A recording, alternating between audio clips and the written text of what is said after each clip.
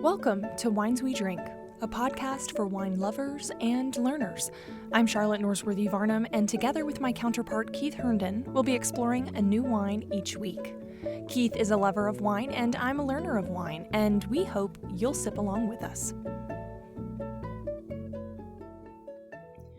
Welcome, everyone, to the Wines We Drink podcast. I'm Charlotte Varnum, and I'm here, as always, with my co-host, Keith Herndon, a certified wine sommelier. This is the show where we enjoy talking about wine. Yes, we do, Charlotte. Hello again, and a big welcome to our loyal audience, and another big welcome to any newcomers we may have with us.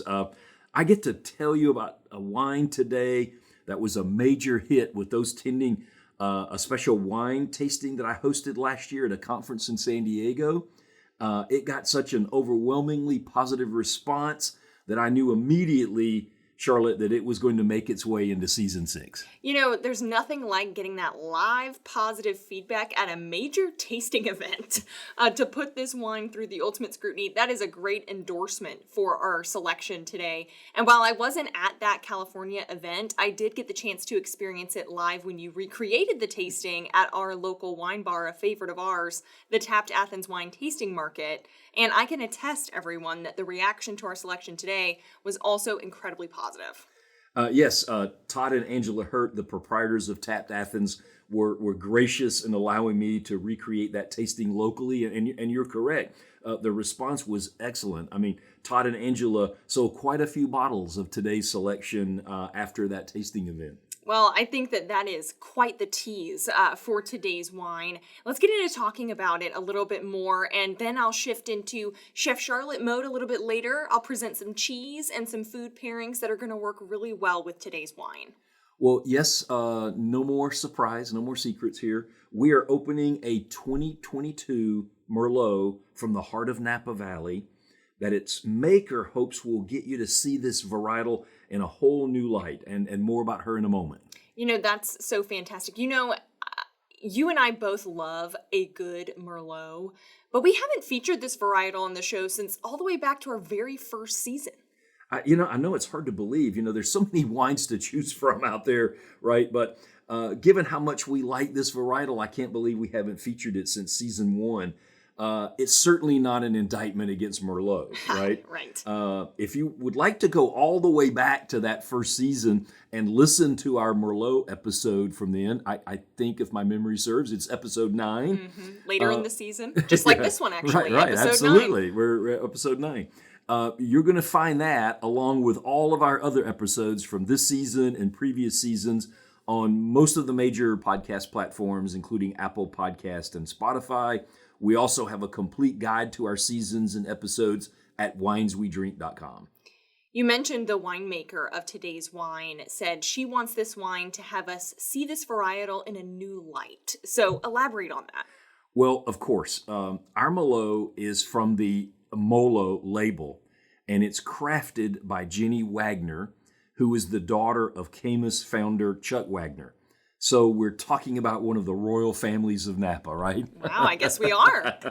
You know, this wine is from grapes sourced from Napa Valley vineyards, including some of the from land that has been in the family of Jenny Wagner's maternal relatives, the Amolo family, for generations. Wow, that's such a wonderful connection, and a wine that brings both of her family lines together. How cool is that? It's a remarkable story also behind this bottle.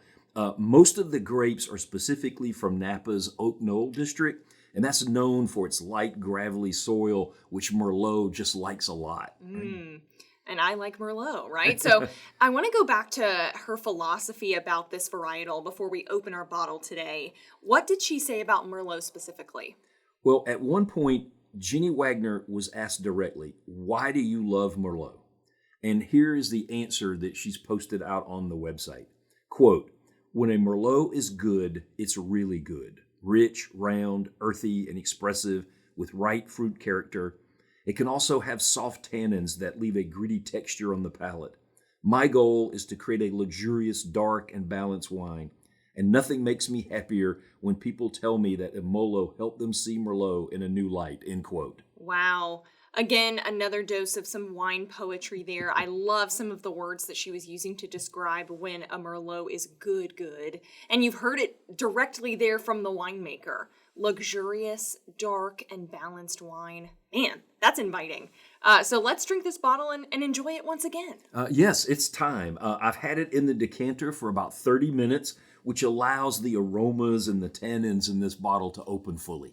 Okay, I'm going to get this in the glass here. You can hear the sound, I think, of the glass being poured. Out of a beautiful decanter. Thank you. Yes.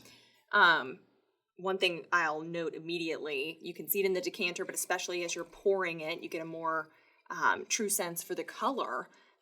It is dark and ruby in nature, and it's expected, right, from a Merlot. Jenny Wagner said she wants a luxurious and dark wine, and well, the color alone, I would say, suggests something that's luxury in a glass. The color is that vivid, dark ruby, and it shimmers in the glass like like luxury, right? Mm-hmm. It is so inviting, right? Yes, velvety somehow on the eye. And so as you were pouring too, we got a sense for some of those wonderful aromas that have just been unraveling here for the last few minutes. So I'm going to go in for a proper sniff. Oh, man. Why have we waited this long to have another Merlot on the show? As I'm smelling, I'm getting some of those just sort of classic cherry notes, which I think go along well with sort of some of those sweet spices. And, it's very leathery almost when you're smelling it. Absolutely. Those are some spot on observations, right? Yeah, it opens with pronounced notes of French oak. The wines are aged in French oak, much of it new, to get that full extraction of color and tannins. But interestingly, I couldn't find any specifics about the aging time or the percentages of new oak in the spec sheets or the tasting notes. I suppose that Jenny is keeping that quiet as part of a little secret recipe or something. Right. We have to leave something up to the imagination. Right. And we know the result, whatever the right concentrations are of that oak exposure, is a concentrated, full-bodied wine. I mean, you can tell just from smelling it. So should we go in for our first taste? Oh, yes, absolutely. Let's enjoy this wine again. Oh, wow. So smooth. Yeah, this 2022 vintage benefited from growing condition that enabled a little longer hang time on the vine, and that gave the grapes, time to achieve full ripeness. That certainly contributes to some of the nice fruit notes that kind of penetrates through that oak aging. I'm going to go in for another taste here. Yeah, on this absolutely. one, right? Same. Wow. There is nicely integrated acidity, and that gives you a wonderfully balanced wine. It's full and round and dense. Yeah, I love the word round. I think it definitely describes the texture. It is so smooth, but it's not simple. There's a nice blend of cherry and cocoa powder there, but there's also notes of darker fruits like a black plum. Yeah, and that's a pleasing sensation of lush plums, and it carries all the way to the finish, right? The finish is dry, but it's not astringent. I don't want to confuse our audience there by saying dry. There's tannins there, but not that astringency. So I'm left thinking about, the notes on the finish like cinnamon, nut, earth, right? All of those kind of, those kind of descriptors come to mind. Yeah, absolutely. And very much so apt for a Merlot. And I can see why Jenny Wagner wants this label to help put Merlot in that new light that she was mentioning. After all, since that Sideways movie with Paul Giamatti, so many drinkers have simply missed out on this amazing varietal. Maybe they've written it off. Need to give it a second chance. Right. Well, listeners, if you're not familiar with Charlotte's movie reference there, go check out Sideways. It's from 2005, and as Charlotte mentioned, it stars Paul Giamatti. His co-star is Thomas Hayden Church. I won't get into all of the plot details here, but suffice it to say that in the movie, Giamatti's character doesn't like Merlot, and he makes that very clear. The film won an Academy Award for Best Adapted Screenplay, but it is also blamed for depressing the U.S. market for Merlot. I know that movie has that reputation and has that impact, but is there anything there that really backs that up? Well, the wine market is complex, but since 2005, the California market share for Merlot fell from 19% to only about 7% today. Okay. So some experts acknowledge that the movie may have played at least some role in that decline. Others dismiss it as a myth. But in any case, I would love to see more wine drinkers take a chance with a bottle of Merlot.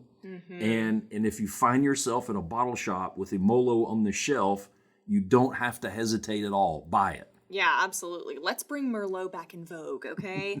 And if they are in such a bottle shop, how much should they expect to pay for a bottle of Amolo Merlot?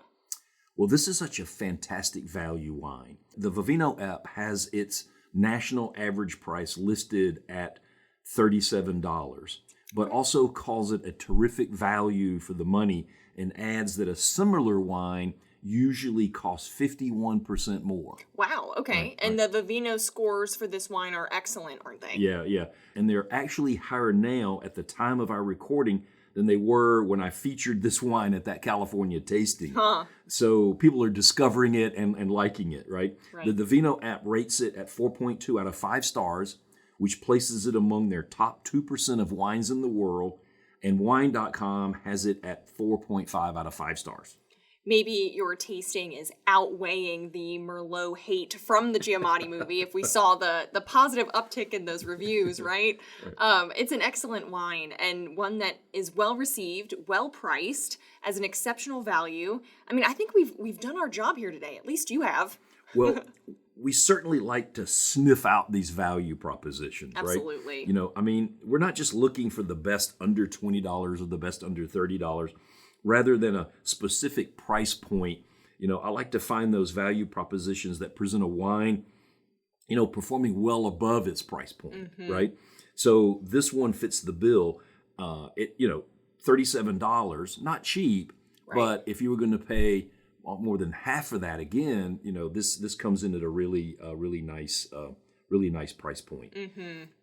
But to your comment before, we haven't finished our job until we get you into Chef Charlotte mode and tell our listeners how we're going to enjoy today's selection with cheese and food pairings. Yes. So we're going to take a short break first, but when we return in just a few moments, I'm going to do just that, explain some pairings for this wine that I think you'll love. One is a classic, and the other is my take on a dish that complements this wine in just the right way. Well, hang on, everyone. We'll be right back.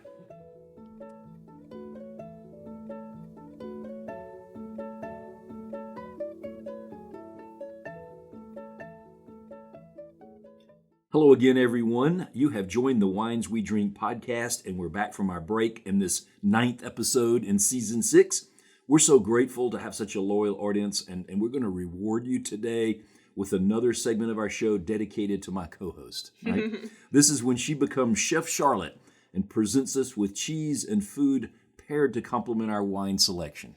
Thank you, Keith, for that introduction. It's so great to be with everyone today as we talk first about our cheese pairing and then moving into our main course. So, for the cheese suggestion, we are keeping it real classic, folks, with a long-time love of this cheese pairing. Yes, it is a classic cheese pairing for Merlot. I know where you're going with this. Okay, you could probably guess. Absolutely, it is Merlot and Gorgonzola.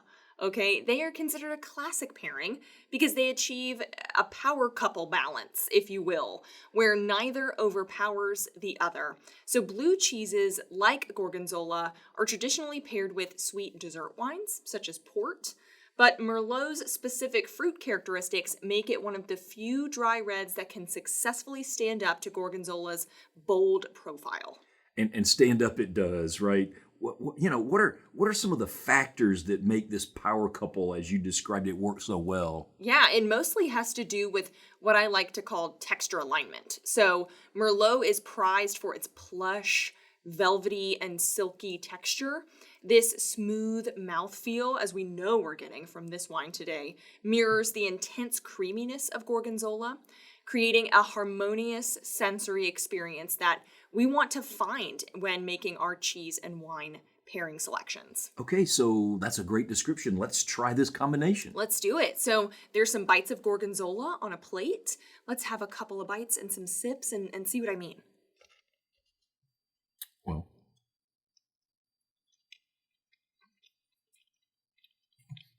every time I have Gorgonzola, I'm always struck by how complex of a cheese it really is. There's these pungent aromas and yes, I'm just going to say it, moldy flavors. Right. But the saltiness of the cheese actually overcomes all of that and goes right to work with the fruity characters of the wine. So let's go in there for that sip. The combination of how long both of the finishes are, I think, are also really harmonious here. And it simply pulls those cherry and plum notes to the forefront. As I'm tasting it, it shines a spotlight on them. You were mentioning those ripe fruit notes helping offset what is a really salty and earthy, but still tangy cheese of the Gorgonzola. I think it creates just a nice balance in the mouth. It's still a pretty mild blue cheese, but it has some kick to it. I think it's quite delicious. Oh, yes, it is. Folks, you can't go wrong with a classic pairing like this. So are you sticking with tradition with the main dish pairing as well? Well, not exactly. So when I think of a classic food pairing with Merlot, I think of things like roast beef or braised lamb shank, where the wine's soft texture balances the fat of a rich piece of red meat, or roast chicken or pork tenderloin, which are complemented by that kind of fruit-forward nature of this wine. But I decided not to go anywhere near there for today's episode.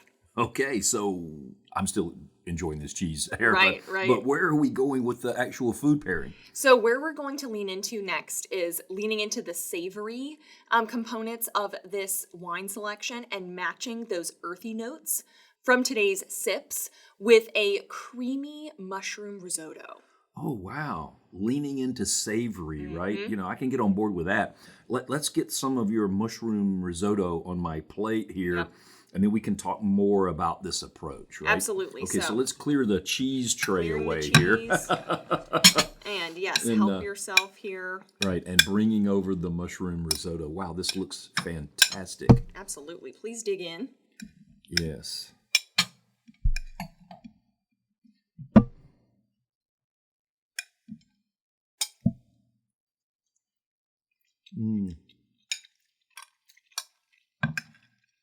Wow, this is such a delicious risotto.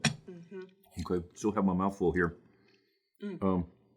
It seems you have sauteed these mushrooms really well. I mean, all the excess moisture is kind of out of there, and they've been caramelized a bit. That has just led to a leaner and meatier and more intense flavor. Am I picking up on that correctly? Absolutely. Yep. That intensity really amplifies the earthiness of the dish, and I guess that plays right into how you wanted this pairing to work, right? Absolutely, yes. And the rice absorbs all of that cooking liquid. So using a flavorful stock is really crucial to delivering on that savory, rich taste. Wow.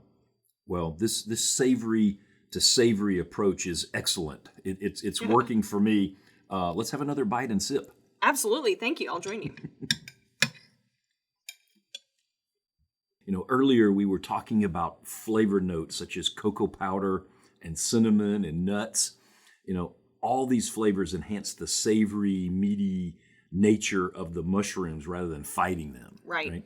It seems those secondary notes were really at the forefront of your thinking about this pairing. Yeah, they were. I understood that I was working with a wine that had the considerable influence of oak aging, as we talked about. But I also understood that it started out as a robust wine even before the aging process. So you explained how the winemaker Jenny Wagner was able to get a longer hang time for the grapes with this vintage. And well, that certainly ensured full ripeness, resulting in a rich, concentrated wine that I knew could stand up to the robust, savory depth of this slow-cooked risotto. Well, robust and savory. I mean, that's just a good combination to work with. So please tell us more about this recipe for this risotto. There's so many wonderful ingredients working together besides just the mushrooms and rice. Right. It sounds like a simple dish in nature, and it really is. It's really all about the process, similar to winemaking, right? So this mushroom risotto recipe that I used for today, I took from my latest favorite cookbook, The Silver Spoon. It's a cookbook that puts Italian cooking in its best light. One of my favorite things about Italian food in general is that the concepts for the dishes are actually quite simple. And they instead prioritize highlighting the ingredients in simple and elevated ways to allow them to shine in a new light, if you will, just like this Merlot. This is a quintessential version of this dish, but it is vegetarian while still being hearty. Risotto is something that takes patience. It takes time. You have to slowly incorporate the cooking broth into the rice, allowing it to thicken. It's a very manual process. But I also, with this recipe in particular, incorporated 2 or 3 different types of mushrooms into the risotto, like I did cremini and oyster, finishing it with simple ingredients like thyme and a grating of fresh Parmesan just to bring you that creamy comfort that you get from your favorite bowl of risotto. So you need a dish that stands up to something as hearty as this Merlot, but again, it's not overly noisy by design. To me, a mushroom risotto just simply fits the bill. Well, it pairs so nicely with this wine. You know, I think those details that you just provided really helped our listeners dig deep with you to understand how this pairing came together and how it truly works with this wine. I mean, it's just an amazing combination. Well, and Jenny Wagner really did all the challenging work bringing out this wonderful Merlot. We just had to find the right ingredients and in the right format for our dish today that was elevating the wine and not overpowering it. Well, you did that quite successfully, I must add. Thank you. So as this week's Chef Charlotte segment comes to a close, we get to look forward to doing it again next week. Yes, thank you, Keith. So next week's episode allows us to revisit a spot on the wine map that we featured last year, but through a new lens. Yes, we're back in California, but in Napa's neighbor, Sonoma, for a wine made by a friend we found through the interview we did for last year's book, Wine Conversations Exploring Meaning, Mystery, and Myth. So loyal listeners, we're not through with that book just yet. Okay, join us next week as we bring you an updated story. Yes, very updated. Until next week, cheers everyone. Cheers.